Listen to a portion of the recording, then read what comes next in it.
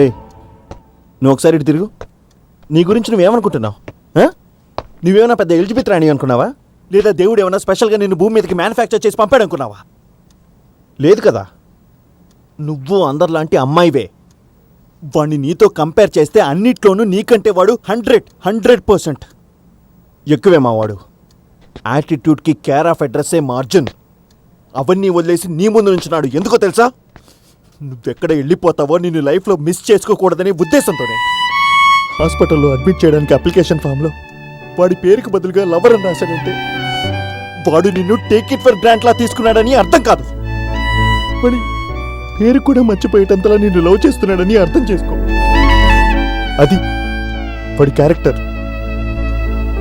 నువ్వెంత అవమానించినా నీ ప్రేమను ఎప్పటికైనా గెలుస్తానని ఎదురు చూస్తున్నాడు చూడు. అది వాడి ప్రేమకున్న యాటిట్యూడ్. నిజం చెప్పాలంటే నీది రాంగ్ యాటిట్యూడ్. లైఫ్లో మనం వేసుకునే బట్టలకి మెజర్మెంట్ ఉంటుంది, కాళ్ళకి వేసుకునే చెప్పులకి మెజర్మెంట్ ఉంటుంది, కానీ మనసులో ఉన్న ప్రేమకి ఎలాంటి మెజర్మెంట్ ఉండదు. అదొక ఫీలింగ్ మాత్రమే. అది ఎవరికైనా ఎప్పుడైనా ఎలా అయినా పుట్టచ్చు.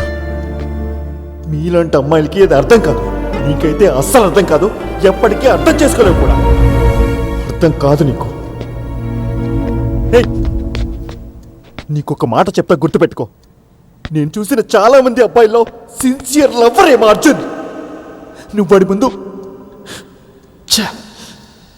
Good bye.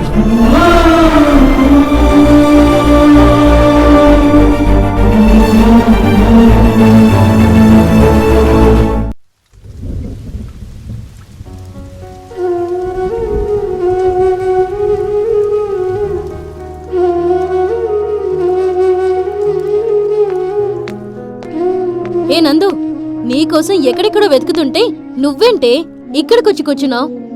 ఎందుకో నాకు చాలా డిస్టర్బ్ గా ఉంది. ఎందుకే? తెలీదే. సరేరా, అలా బయటికి వెళ్దాం. ఎందుకే? నేను చెప్తాను, రా వెళ్దాం. రా.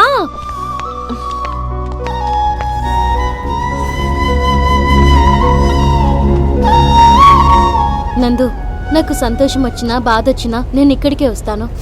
నీకు ఇక్కడ ఏదైనా సొల్యూషన్ దొరుకుతుందేమో అనిపించి తీసుకొచ్చాను. వెళ్ళు నందు.